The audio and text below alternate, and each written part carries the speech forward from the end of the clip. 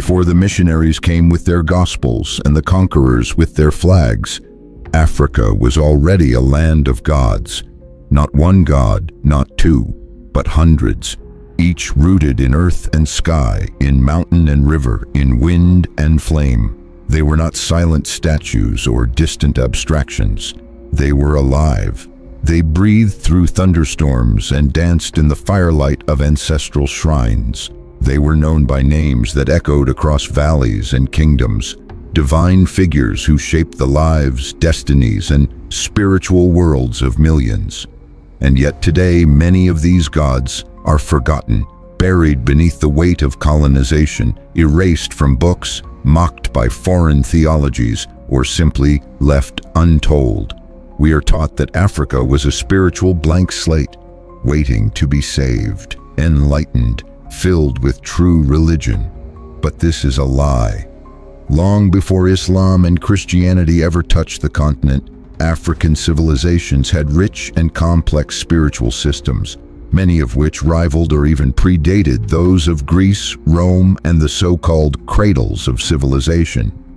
From the deep forests of West Africa to the deserts of the Nile, from the lakes of the Great Rift to the highlands of Ethiopia, the gods of Africa reigned. They brought rain, they struck with lightning, they healed with herbs and spoke through dreams. They governed birth and death, justice and war, madness and love. These deities were not simply worshipped, they were part of the community. They walked with their people, guided their leaders, punished the corrupt, and protected the innocent. Their temples were not built to impress, but to connect. Their myths were not just stories, but truths, carried in drumbeats and firelight, passed down through elders and rituals.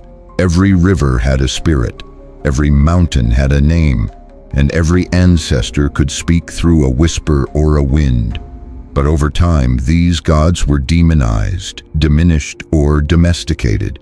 They were labeled pagan or primitive, severed from their people by sword, cross, and creed. This video is a journey to reclaim them, to remember who they were and what they meant. To understand African spirituality before colonization is not just to study the past. It is to rediscover the soul of a continent, the divine memory of a people, and the gods who never truly left. In West Africa, the air has always been thick with spirit. Every breeze might carry a message. Every tree might house a guardian. Every drumbeat might call forth the divine. This region, with its vast cultural and linguistic diversity, is one of the richest spiritual landscapes on Earth, home to a pantheon of deities who do not reside in distant heavens, but who live among their people. Here, divinity is not hidden. It's alive in the Orisha, in Vodun spirits, in the Abosom, in ancestral echoes that stretch across time. Among the Yoruba people of present-day Nigeria, Benin, and Togo, the gods are known as the Orisha, divine forces that govern the cosmos and interact directly with human beings. They are not merely symbolic, they are real, with personalities, likes, dislikes, and domains of influence. At the center of Yoruba cosmology stands Olodumare, the supreme being, the source of all life and energy. Olodumare is distant, not worshipped directly, but understood as the divine architect of existence. It is the Orisha who serve as intermediaries between humanity and the source.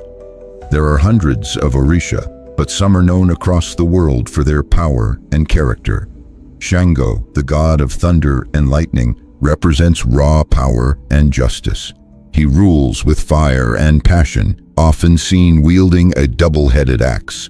Oshun, goddess of rivers, beauty, love, and fertility, is gentle but not weak, a goddess whose waters can soothe or destroy.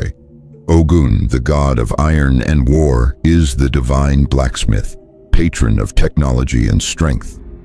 Obatala, calm and wise, shapes human bodies from clay. Each Orisha is associated with natural forces, colors, foods, songs, and dances. Their worship is vibrant, embodied, and intensely relational. maintained through offerings, festivals, possession ceremonies, and music. To the west of Yoruba lands, in what is now Benin, the Fon people developed a closely related but distinct spiritual tradition, Vodun. Often misunderstood and misrepresented in the West, Vodun is a highly organized system of deities and spiritual forces rooted in the natural world. The spirits of Vodun, like the Orisha, inhabit water, earth, fire, and air. The most revered among them include Mawu Lisa, the twin deity representing the balance of male and female, moon and sun. Mawu is gentle, motherly, and tied to the night, while Lisa is powerful, solar, and associated with the day. Together they birthed the universe. Vodun includes Legba, the trickster and gatekeeper who opens pathways between the spirit world and the living. Before any ritual, Legba must be invoked, for without him, no communication with the divine is possible. Then there is Sakpata, god of the earth and disease, who must be appeased to ensure health and fertility, and Hevioso, god of thunder and retribution. These deities are not abstract archetypes, they are living presences. Temples in Vodun communities are not mere buildings, but sacred spaces where the gods live, rest, and speak. Further along the coast and into the interior, we enter the domain of the Akan peoples, particularly in present-day Ghana and Ivory Coast. Their spiritual system revolves around Abosom, the lesser deities who serve under Nyam, the supreme sky god. Nyam is all-encompassing, omniscient, and the source of all spiritual power, but he is not directly involved in daily life. It is through the Abosom, deities of rivers, forests, fertility, and justice, that humans find guidance, protection, and healing.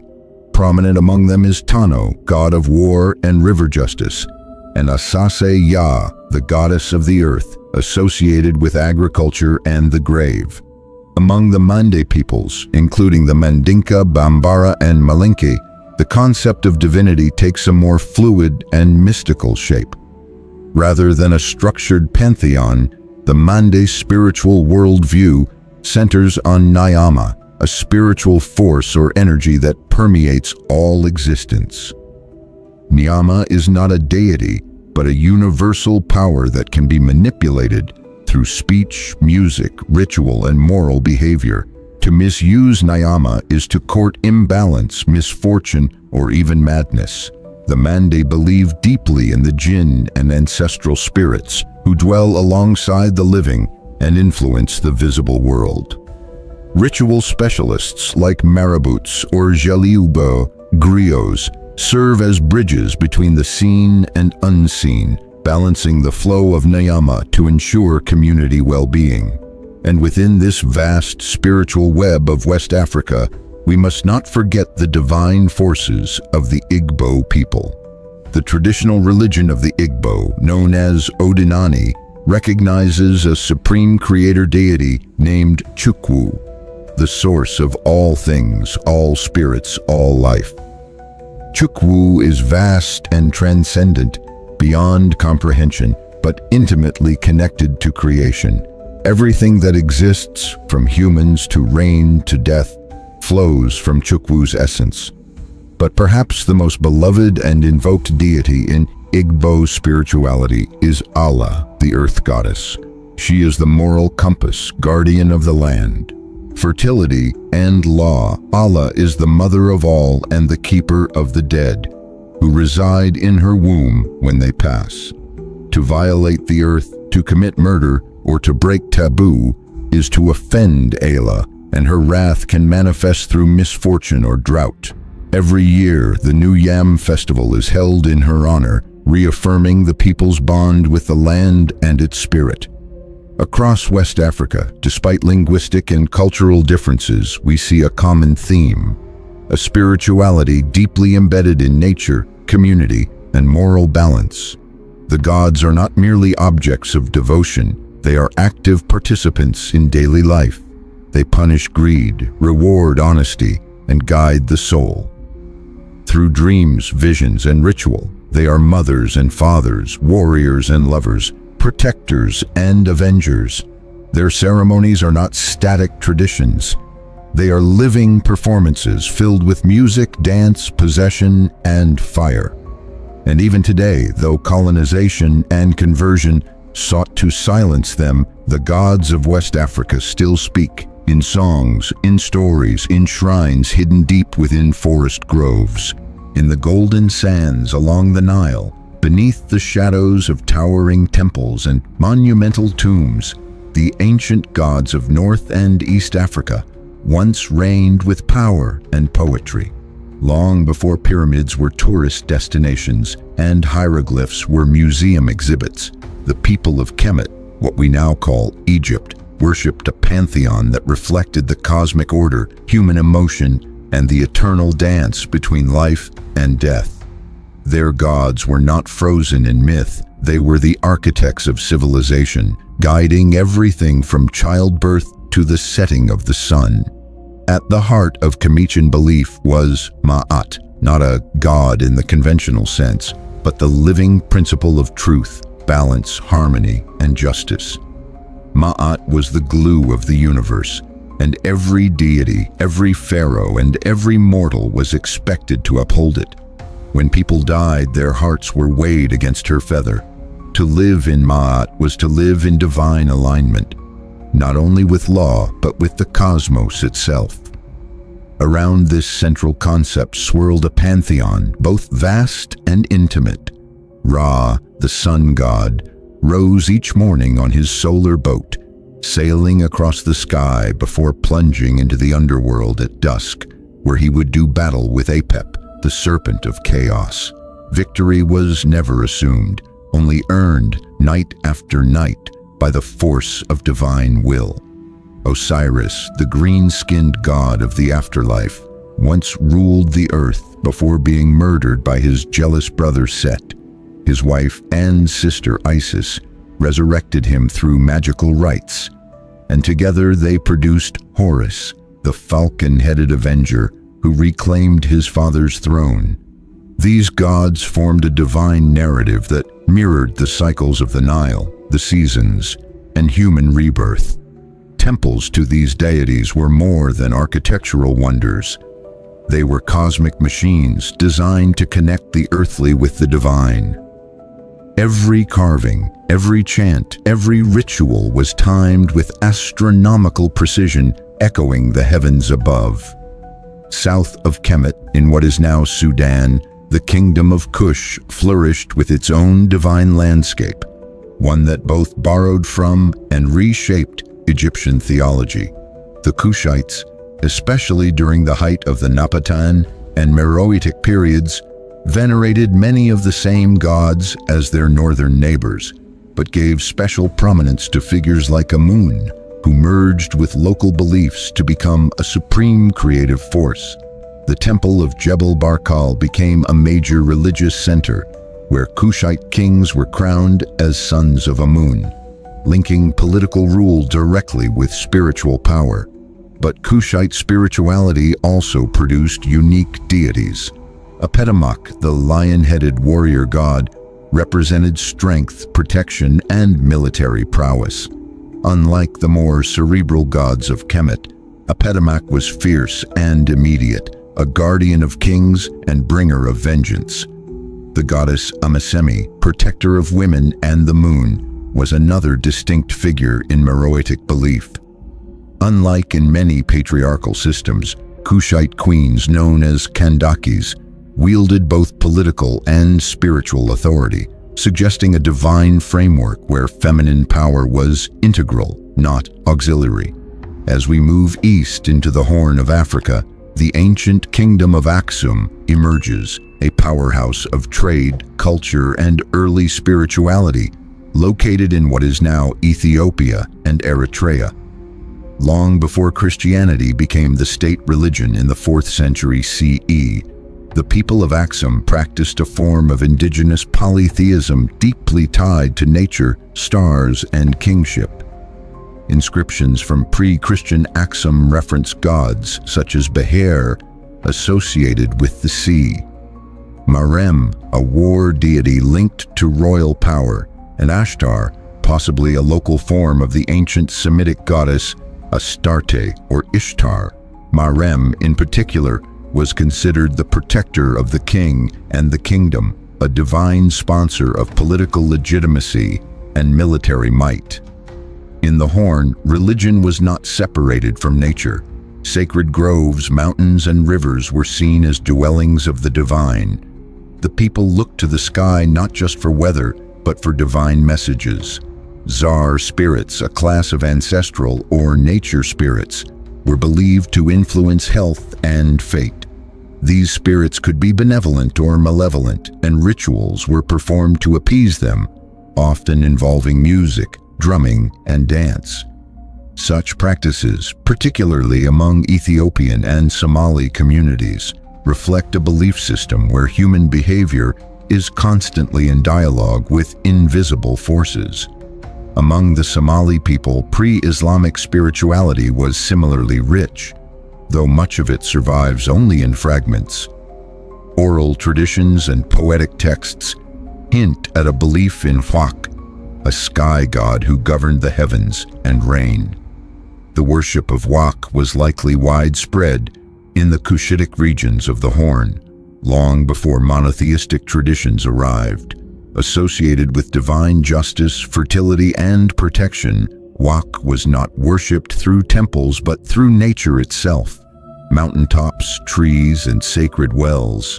The presence of this god in Somali tradition links back to a broader ancient East African belief in a supreme sky deity, a kind of Pan-African spiritual archetype. It is important to note that East African spirituality was not static, like the land itself, shifting between dry plains and lush highlands. The divine in this region was fluid, responsive, and relational. Spirits might enter the body, dreams might reveal prophecies, and elders served as interpreters of the sacred world.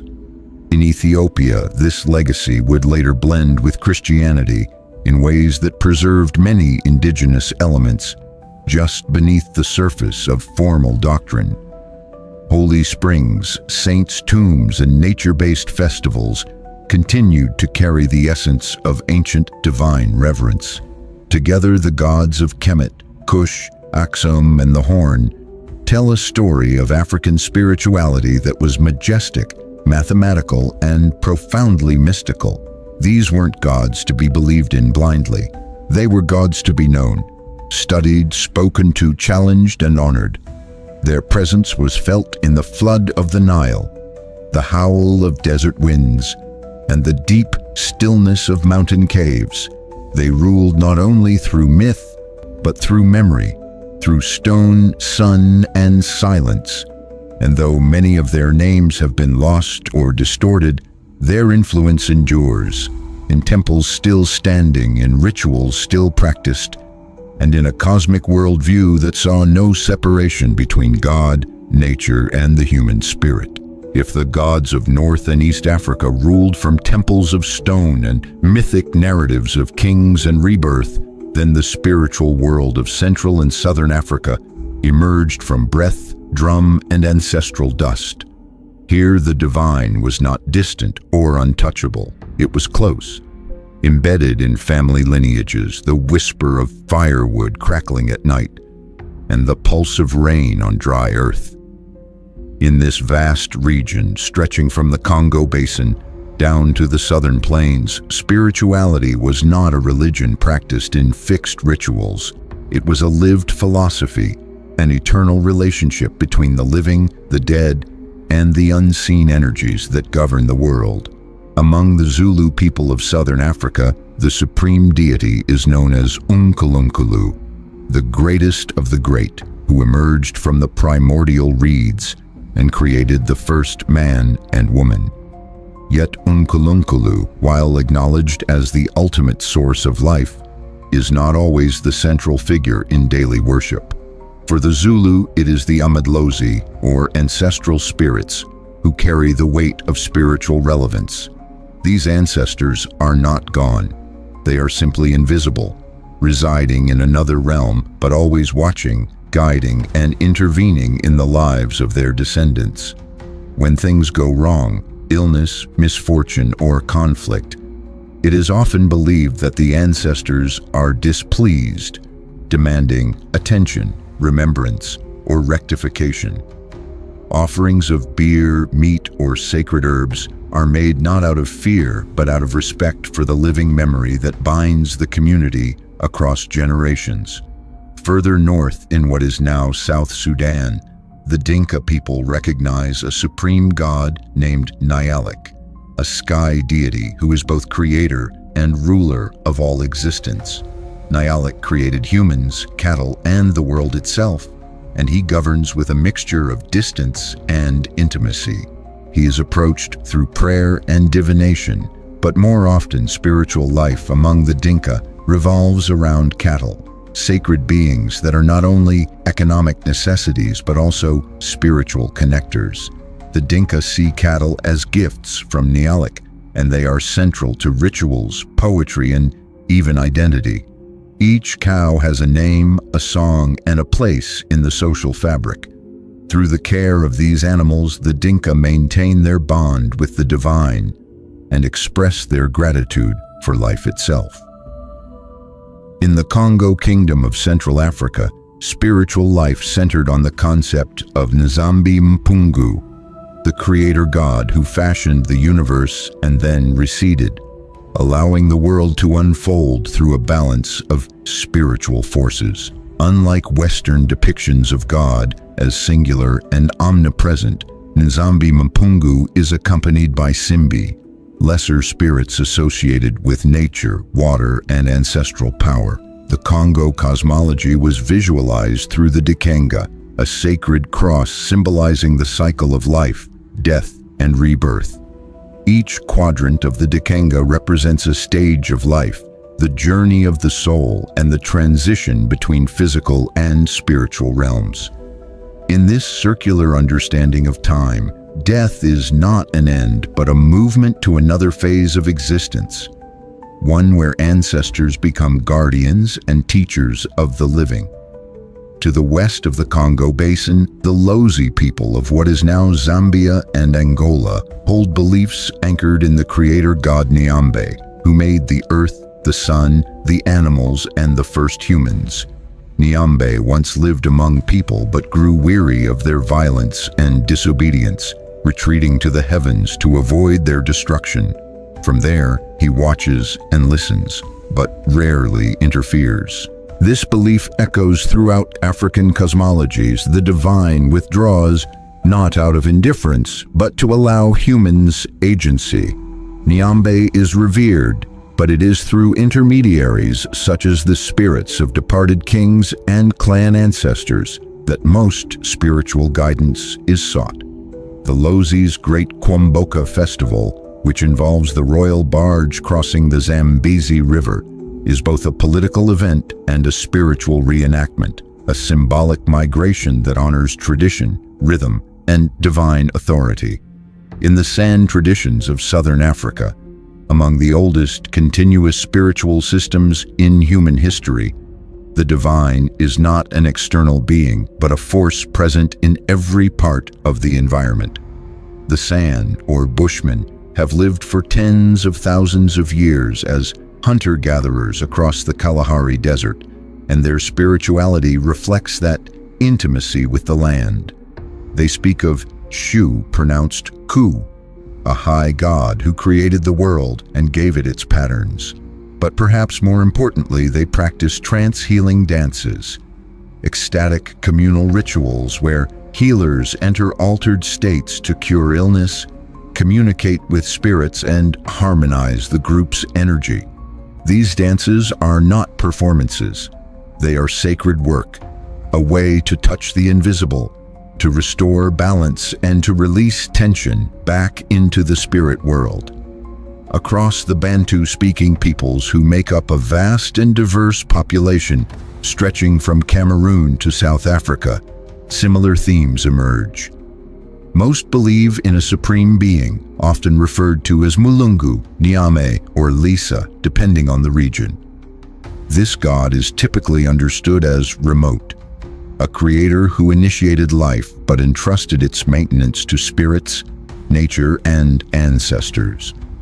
Ritual specialists such as Ngangas or Sangomas serve as intermediaries, diagnosing spiritual disturbances and offering remedies through herbs, charms, or spirit possession. Divination methods, from throwing bones to interpreting dreams, are common tools for navigating the unseen. Illness, infertility, or misfortune is not viewed as random but as a signal from the spiritual world, demanding attention and response. Despite regional variations, one thread binds all these traditions: the centrality of ancestors and the continuity of life after death. Ancestors are not merely remembered, they are active participants in family politics and fate. They protect, punish, advise, and even dream through their descendants. In many Central and Southern African cultures, to disrespect the dead is to invite disaster, while to honor them is to ensure prosperity, healing, and spiritual harmony. These belief systems did not require scripture or centralized temples. They were lived through ritual, song, sacrifice, and oral transmission. They adapted to change, absorbed local variations, and responded to the rhythms of the land. They emphasized balance between the visible and invisible, the living and the dead, the human and the animal, and they taught a profound truth: that the world is full of presence, and that nothing, not stone, not river, not silence, is empty of spirit. As colonization and conversion spread, many of these traditions were repressed or recast as superstition. But they did not vanish. They went underground, folded into Christian symbolism, or carried across oceans in the memories of the enslaved. Today, across Central and Southern Africa, these traditions are being reclaimed, remembered, and reawakened, not only as heritage, but as truth. When European missionaries arrived on African soil, they did not come merely with Bibles and rosaries. They came with an agenda, one that saw African spiritual systems not as sacred, but as savage, not as faith, but as fear. In the eyes of colonial rulers and Christian evangelists, the gods of Africa were obstacles to civilization, dangerous relics of a people who needed saving. Conversion was not just a matter of theology, it was policy, warfare, cultural conquest, and in the process, entire worlds of meaning were dismantled. The gods who once ruled rivers and guided kings were now labeled demons. Ancestors became evil spirits. Sacred drums were silenced, shrines were burned. The old ways, thousands of years in the making, were mocked as backward and erased from schools, law, and history. Yet, African spirituality did not die. It adapted. It survived. Often it transformed under pressure, folding into new forms that masked the old gods in new names. This process, known as syncretism, became a powerful weapon of spiritual resistance, a way for enslaved and colonized Africans to preserve their gods beneath the surface of colonial religion. In the Caribbean and the Americas, where millions of Africans were forcibly taken during the transatlantic slave trade, the gods traveled with them, not in temples, but in memory, song, rhythm, and ritual. In Haiti, the spirit systems of West Africa merged with French Catholicism to create Vodou. The Orisha became the LWA, divine spirits who ride their devotees during trance. A Catholic saint might represent a traditional god. Erzeli mirrored Oshun. Baron Samedi echoed ancestral death spirits. Catholic altars became coded maps to divine pantheons that had survived the Middle Passage. Rituals of possession, drumming, offering, and invocation continued, even under the eyes of plantation owners and priests. In Vodou ceremonies, the old world was reborn, with the same gods now hidden in plain sight. In Brazil, enslaved Africans created candomblé, a vibrant spiritual system rooted in Yoruba cosmology but shaped by the rhythms of the Atlantic world. The Orisha were honored with ritual dance, sacred drumming, and richly adorned altars. Each Orisha was associated not only with natural forces, but with colors, foods, and Catholic saints. To outsiders, it looked like Catholicism. To insiders, it was an unbroken continuation of African divinity. In Cuba, similar dynamics gave rise to Santeria, where the Orisha were again renamed but never forgotten. Shango became Saint Barbara, Elegua was masked as Saint Anthony. These were not conversions, they were survivals. Back in Africa, colonial pressure also transformed traditional religion. Missionary schools refused to teach African spiritual beliefs, often punishing children who practiced ancestral rituals. Governments banned public ceremonies, criminalized possession rituals, and destroyed sacred groves. The gods were not only marginalized, they were criminalized.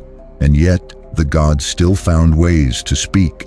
In hidden shrines, in midnight songs, in whispered prayers to the river, they remained. African people continued to consult diviners, honor ancestors, and make offerings, even as churches rose above villages and European names replaced African ones. Some responded with blending, creating African independent churches that fused Christian symbols with indigenous practices. In places like Nigeria, prophets began speaking of visions not unlike those of ancient diviners. Healing, spirit possession, and ritual music all returned in new forms. Churches like the Aladura movement retained deep connections to spiritual heritage while navigating a Christian framework. In South Africa, Zionist churches incorporated sacred water rituals, trance healing, and prophetic dreams, all central elements of African cosmology dressed in Christian robes. Even among those who fully converted, the old spiritual intuitions never completely faded. In times of crisis, many would still return to the elders, the spirits, the ways of their ancestors. A sickness that Western medicine could not cure might send someone back to the shrine. A troubled dream might call for the guidance of an oracle. Death was never final. The dead still walked, still watched, still required care. The relationship between the visible and invisible remained intact, even if hidden beneath layers of colonial shame. Today, we see a resurgence, a reawakening of African spiritual consciousness. Across the continent and the diaspora, people are returning to the gods of their ancestors. Young Africans are learning the names of Orisha, Abosom, Vodun spirits, and ancestral deities once forbidden. Scholars are translating ancient texts. Artists are reviving sacred symbols. Social media has become a platform for digital priests, spiritual educators, and cultural historians. People are reclaiming names, languages, and rites once deemed forbidden. This is not nostalgia, it is reclamation. It is spiritual survival, not in ruins or relics, but in renewal. Colonization sought to destroy African spirituality, but it only scattered it, and like seeds, these traditions grew in the cracks. The gods were never truly gone. They waited, in drums, in dreams, in rivers, for the moment to return. And now, with each name spoken, each ritual reborn, they rise again, not as shadows of the past, but as living forces in the present. Their survival is not just testimony to their power. It is testimony to the resilience of the African spirit. What does it mean to forget a god? To walk past a river and no longer bow your head? To see the stars and no longer know their names? To speak a language stripped of its prayers? To bury your dead without the rites that once opened the path to the ancestors? The colonization of Africa was not only a conquest of land and labor, It was a conquest of spirit. It replaced sacred mountains with mission schools, ancestral altars with pulpits, and gods that spoke in thunder, dream, and drum, with quiet, distant figures imported from far away. But the story does not end there. The gods of Africa were never truly gone. They were silenced, yes, but not erased. They retreated into memory, into story, into the private spaces of grandmothers' songs and hidden altars. They were carried across oceans in the minds of the enslaved. They took new names hid behind saints, whispered through rituals outlawed and ridiculed. And now they are returning, not with rage, but with remembrance. In the rediscovery of Chukwu and Ala, of Oshun and Shango, of Nyalik and Nzambi, a spiritual renaissance is rising. It is not just the revival of old gods. It is the recovery of a world where spirit flows through everything, where ancestors walk beside the living, where the earth is not resource, but relative. To remember the gods of Africa is to remember that African civilizations were not spiritually empty before the arrival of Islam or Christianity. They were full of cosmologies, philosophies, rituals, ethics, and deep reverence for the mysteries of life. These were not fragmented tribal customs. They were complex, interconnected systems of belief that sustained kingdoms, guided agriculture, defined law, and answered the deepest questions of existence. Who are we? Why are we here? What happens when we die? The gods of Africa held these questions with grace and gravity, wrapped in stories that spanned generations. And today, as Africa confronts modernity, migration, and global identity, remembering the gods is an act of grounding. It is a refusal to let colonization be the final author of African spirituality. It is a declaration that the continent's soul was never lost, only obscured. The temples may be gone, but the rivers still flow. The drums still beat. The dreams still come. And in those rhythms, the gods are waiting, not to be worshipped blindly, but to be known again, to be engaged with, questioned, honored, and heard. For some, remembering the gods means returning to ancestral rites, relearning ceremonies, and speaking to spirits in sacred groves. For others, it means reimagining the divine through African eyes, writing new poetry, creating new music, and building new altars that blend tradition with today. It doesn't require rejecting other faiths. It simply requires making space for the stories that were stolen, for the deities that once walked these lands before any foreign prophet set foot upon them. This is not just history, it is healing. Because to remember the gods is to remember the people. To know that African identity did not begin in chains or colonization, but in creation myths and cosmic dances, in the rhythm of rituals passed down under stars older than any empire. To remember is to restore balance, to remind the world and ourselves that Africa was and remains a continent of spirit, depth, and divine origin. So if this video moved you, if it stirred something ancient in your blood, if it reminded you of the wisdom whispered by your elders, if it made you want to light a candle for those who came before, then share it, like it, subscribe to this channel. Let's not only learn the history, let's live it, let's carry it. Let's make sure that these gods, these ancestors, these sacred truths are never forgotten again.